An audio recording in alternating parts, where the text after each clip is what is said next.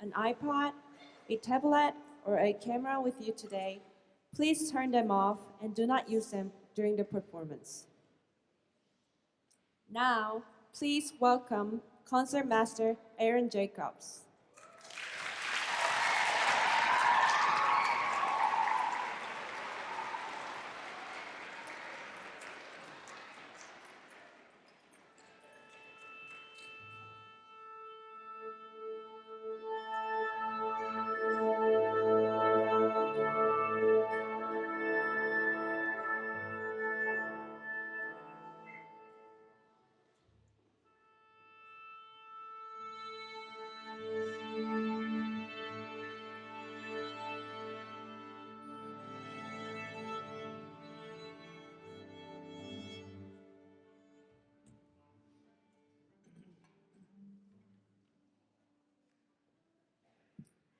Now, please welcome music director and conductor Stephen Alltop.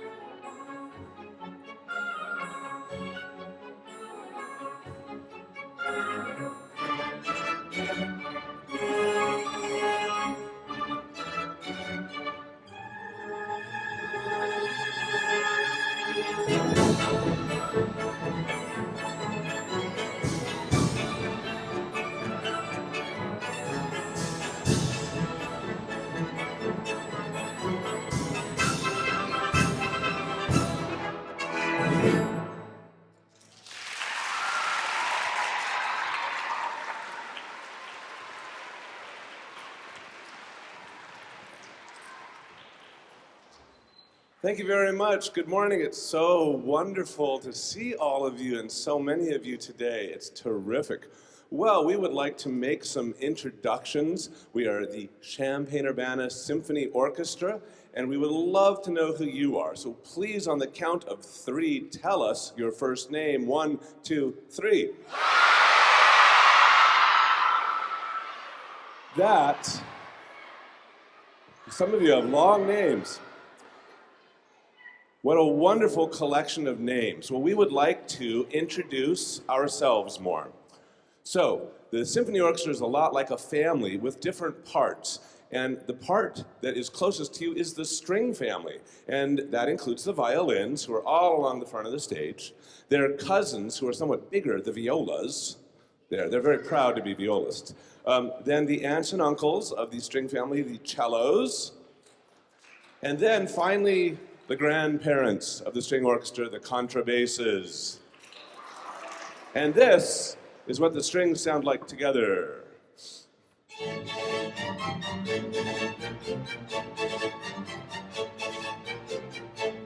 Behind the strings, thank you. You're a really good audience, by the way. Behind the strings, we have the woodwind family. And the woodwinds consist of 2 flutes, and piccolo, and then we have a couple of oboes next to them, and the sort of uncle of the oboes, or aunt, the English horn. Then behind the flutes, we have clarinets, which includes the bass clarinet, and then we have 2 bassoons and the contrabassoon. I know, it's awe-inspiring. And the wind family sounds like this.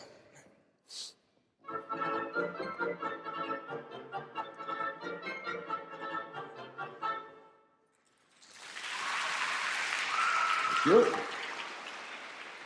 Now, behind the winds, we have the first part of the brass family, the French horns, 4 of them. Then we have 3 trumpets, 3 trombones, and the tuba. I know. And the brass family sounds like this.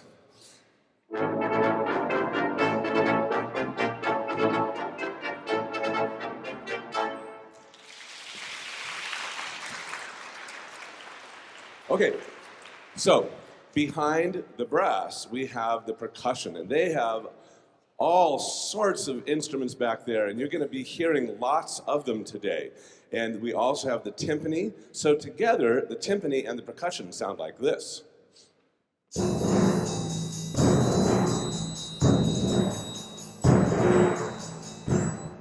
You know, thank you.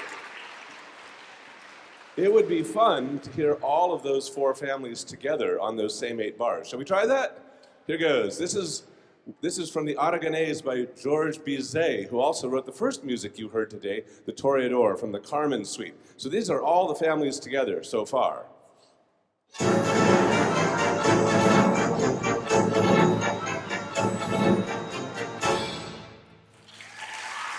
So. You may have noticed that there are 2 other instruments on stage, and of course we want to introduce those. The first is the grand piano back here, played by Carmen.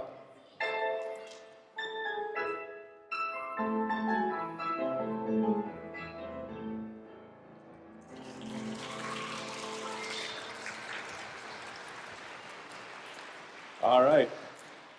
That happened to be a little taste of music by Edvard Grieg, who is the other composer whose music we're going to hear next on this program, his Peer Gynt suite. Then finally, the last instrument that we have to introduce here is the harp, played by Molly.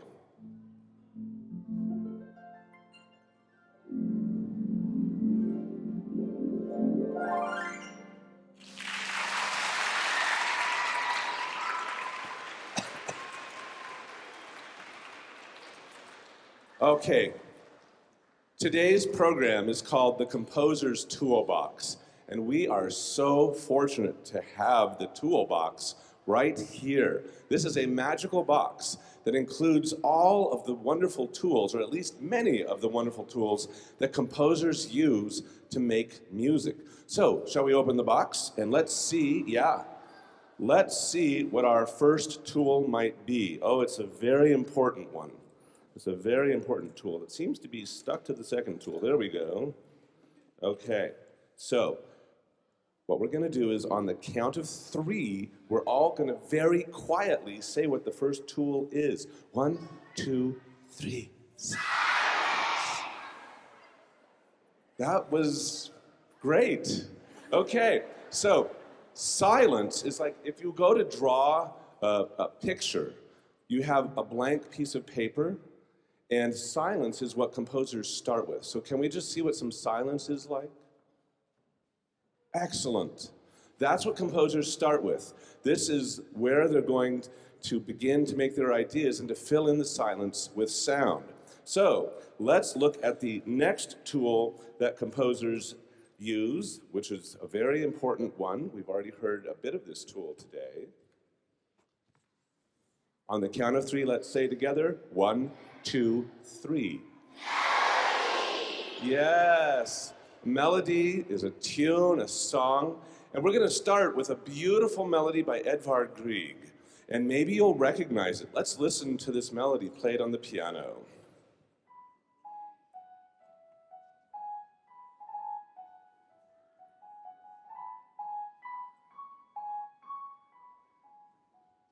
Would you raise your hand if you recognize that melody? Oh, great. Okay, that's wonderful. Well, that is the first movement of his Peer Gynt suite, and this is a melody that's supposed to give us the feeling of a very beautiful morning, the beginning of a lovely day. So, there's another very important tool that composers use, and this is because they have this whole orchestra to choose from, and who's going to play the melody? 1, 2, 3. Yes, and color means the sounds of the different instruments. Another word for color is timbre, the characteristic of each instrument's sound. So this morning, you are all going to be the composer, and you are going to choose which color we will use for this melody. And we're going to give you several choices. So here are the choices. Listen very carefully. The first choice is going to be the marimba.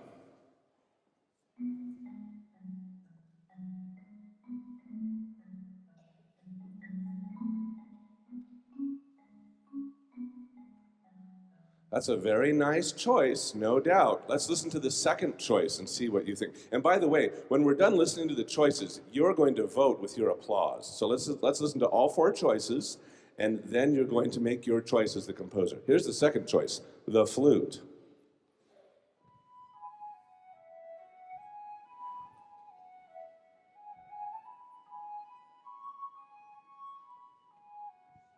That's a pretty nice choice. Well, what about this one, the bassoon?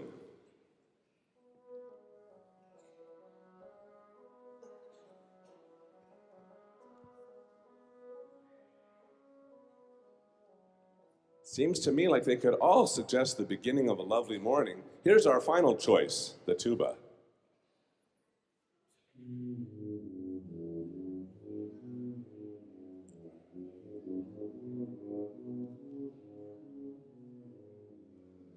We've all had mornings that started that way, I think. Okay, so why not? So here's your chance to be the composer. I'm going to give you each of the choices again, and with your applause, you tell us what your choice is. Is it the marimba? Okay, very good. Is it the flute?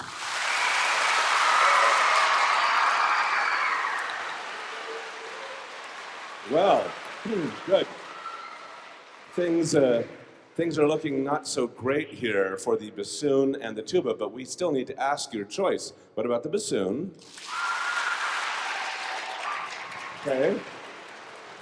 And finally, what about the tuba? All right then. It would seem to me as though the flute was the winner and the... Okay. And the tuba came in second. So now we will play for you this entire lovely movement and listen, in addition to the flute, for the other instruments that play this melody, including in the oboe section and in the horn section. Morning Mood from Peer Gynt Suite.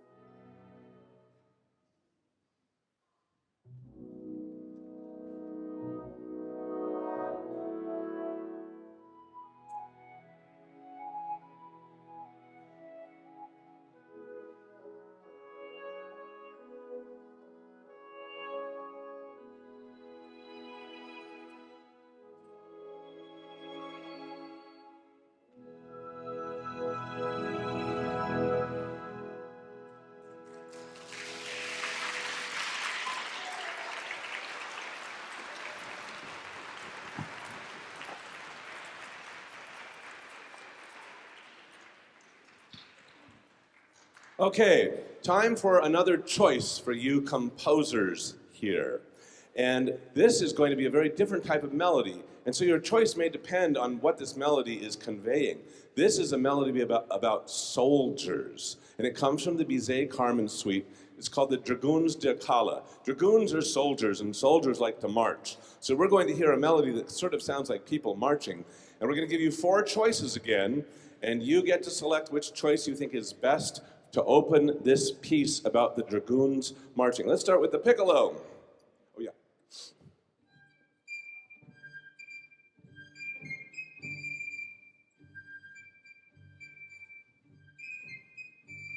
Could be a very tiny soldier, right, marching? Okay, what about this choice? These might be very big soldiers. These would be the contrabassoons. Sorry, contrabasses. Know your instruments. Ready, and.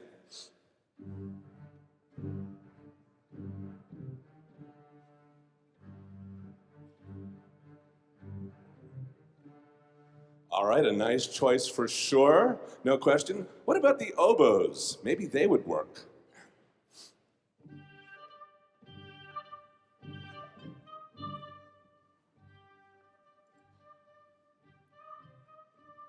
Again, a really good possibility. Here's your 4th choice, the bassoons.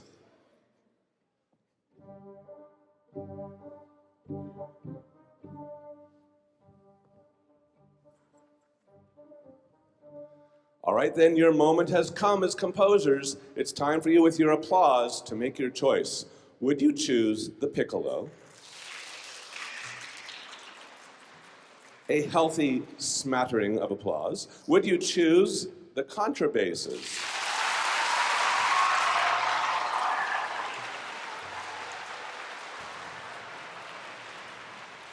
You gotta love the contrabasses. What about the oboes?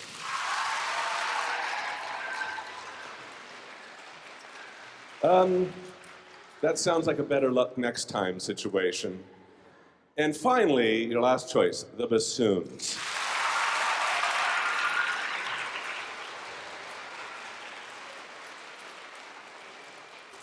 Well, that was a tough call, but it seems as though the bassoons won by just a little bit. Just a little bit, okay.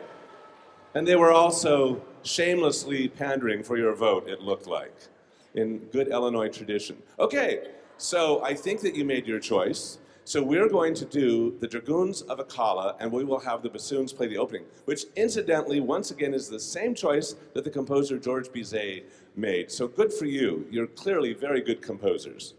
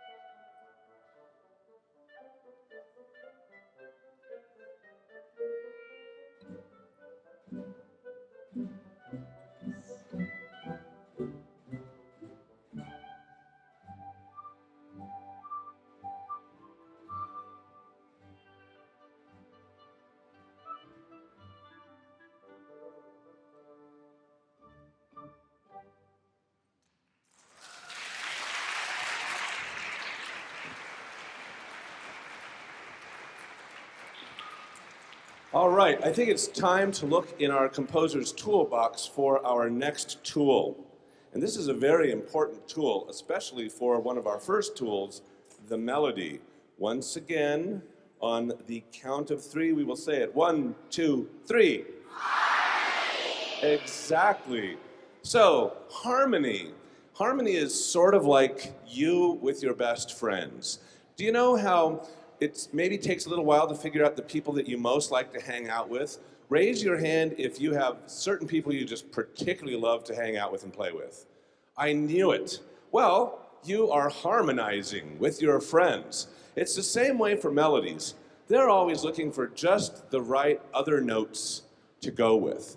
So we would like to introduce a melody to you and see if we can find some harmony to go with that melody. Our melody is played by Amanda on the flute. You might recognize it.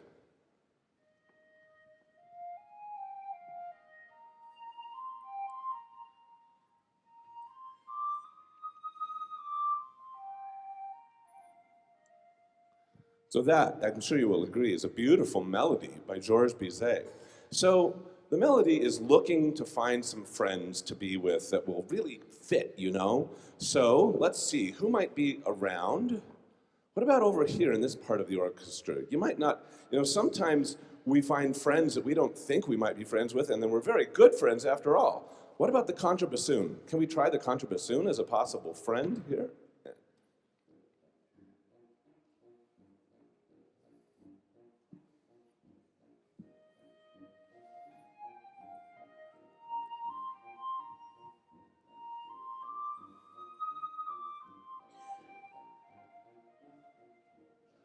Well, they say opposites attract, so it's a possibility.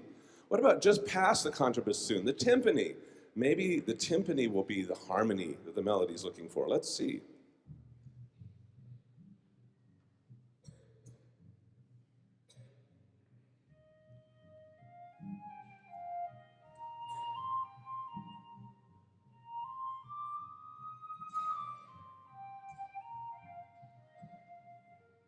A good possibility.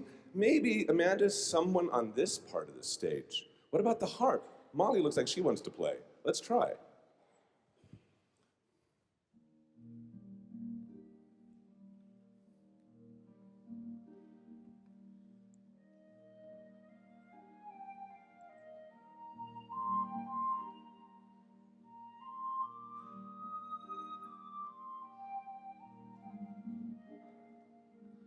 Well, we should give you one more choice, lovely though that was.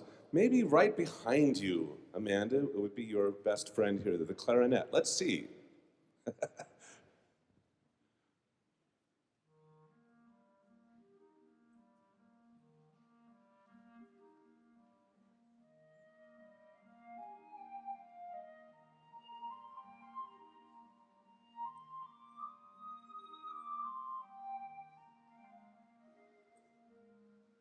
Well, he clearly wanted it perhaps more than anyone, almost to the point of desperation, it appeared. So, well, it is time for you to make your choices, composers. Which helped the melody figure out what was the best match? Was it the contrabassoon? Oh my. Please, just a little applause. He tried really hard. Okay, thank you. Was it the timpani? Okay. Well, this shows that you have very clear choices as a composer. Was it the harp? Oh! Okay. Well, please, don't forget about the clarinet. Saul really wanted it. What about the clarinet? All right, well, it would seem as though the composer has spoken and the choice is the harp. Once again, all right. So, we will play for you now this lovely intermezzo with the harp and with the flute. And incidentally, once again, you have made the same beautiful choice that the composer Georges Bizet did. Here's the intermezzo.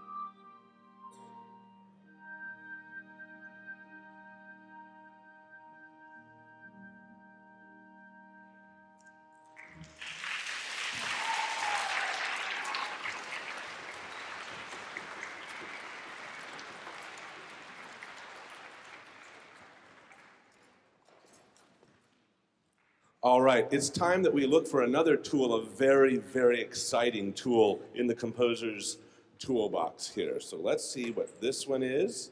And it's kind of a funny word, but we're going to say it again on the count of 3. 1, 2, 3. Right. Rhythm is all around us. It's inside our bodies with our hearts beating. We hear it when we walk or when we run. And it's certainly in music. We've already heard some exciting rhythms today, but this is a piece we're going to play for you that is very rhythmic. We have a wonderful composer in residence here for 3 years with the Champaign-Urbana Symphony, Stacy Garrop. And unfortunately, she couldn't be with us today, but we're going to play her piece called Blurrr, with 3 R's at the end, B-L-U-R-R-R. And this is a piece that has very exciting rhythms and goes very fast, so fast sometimes it is a blur. And we would like to introduce it to you. It has a melody, remember that tour, the melody, and the melody sounds like this.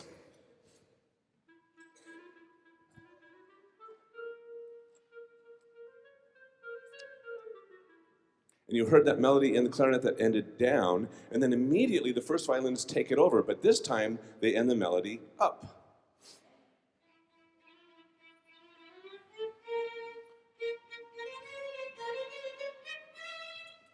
And I have a question for you all. How many of you have a little brother and sister? Okay, have you ever seen your little brother or sister have what we call a meltdown? Really? I know. Okay, so I believe you. It's very dramatic when that happens.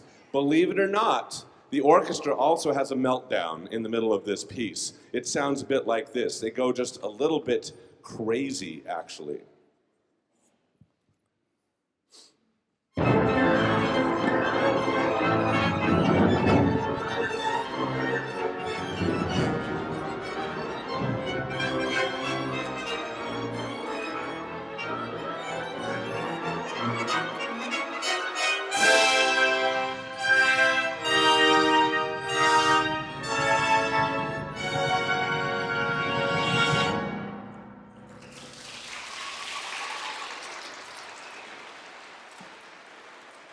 So, we had a little bit of a meltdown there in the middle of the piece.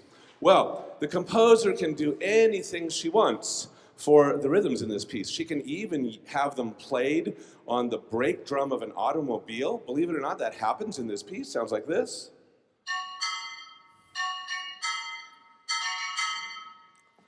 She can also make something that seems like it has no rhythm at all, with the strings just sliding down. It sounds a bit like ice cream melting.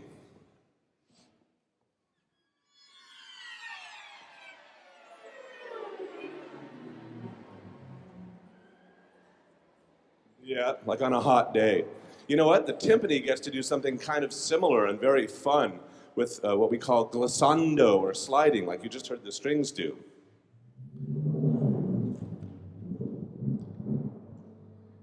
And believe it or not, near the end of this piece, you'll hear a very unusual sound. It is the same sound you might hear if, say, you're late getting to ballet or soccer practice and your mom or dad is driving too fast.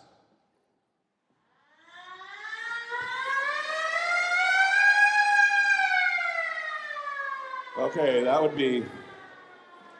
This is why you need to get your clothes on in time and be ready to go, okay? So you don't hear that sound when you're going to soccer practice. Okay, so we would like to play this piece for you. It is called Blurrr. It's a very fun and dramatic piece, and it's by our composer, Stacy Garrop.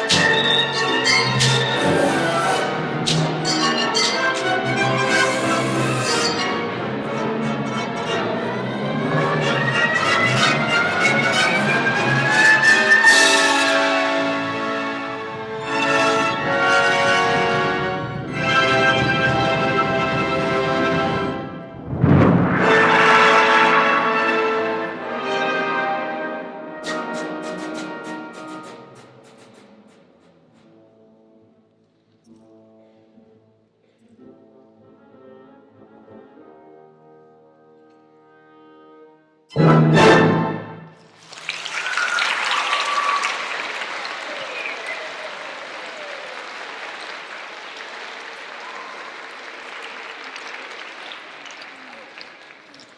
we have one last tool in our toolbox.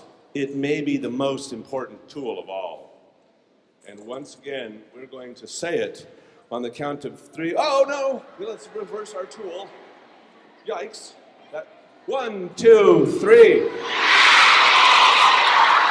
Exactly. This is the most important tool, probably, because this is what composers use to choose all of these colors and sounds and melodies and harmonies, all in the background first of silence. So let's say, like Edvard Grieg, who was a Norwegian composer, we want to make a piece about the Mountain King, where the Mountain King lives, up in the mountains, in the Hall of the Mountain King, this mysterious place. And we want to start with a sort of sneaky sounding melody. And we have a couple of choices. We're gonna use low strings, and they can either use their bow or they can use their finger, which is called pizzicato. Let's listen to the two possibilities. First with the bow.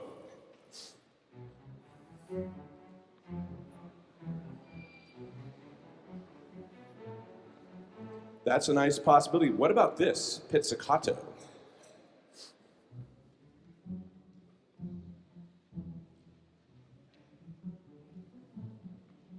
You're the composer now. You get to choose. Would you like it with the bow? Use your applause. Okay. Would you prefer it with a pizzicato? All right. Then that's what we'll do. And using his imagination, Edvard Grieg starts with that melody, and gradually the piece gets faster and faster in the Hall of the Mountain King from the Peer Gynt suite.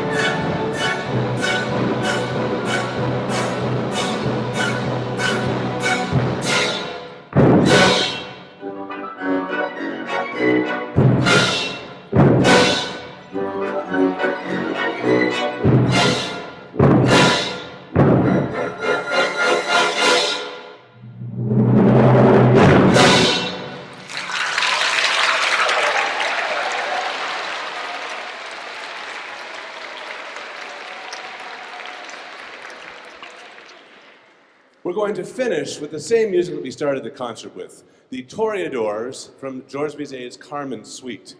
And of course, we have in this piece several different sections, but we would like to ask your help with the section that keeps coming back, which is the first music you hear. It's this music.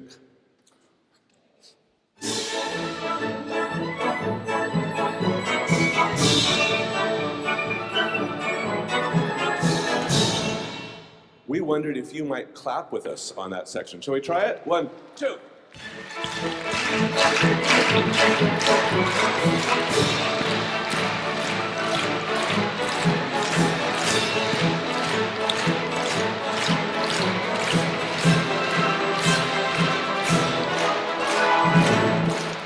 Good. So just like the instruments in the orchestra, you'll want to stop clapping when I give you this really big signal to stop clapping, because then we'll have a new section of the music where we don't need the clapping, and you're going to want to listen to what's there, including a beautiful melody which is sung in the opera Carmen, but in this piece it's played by the strings. You'll know when it happens because they will stand up when they play it. So be ready to clap when the music comes back. I'll let you know.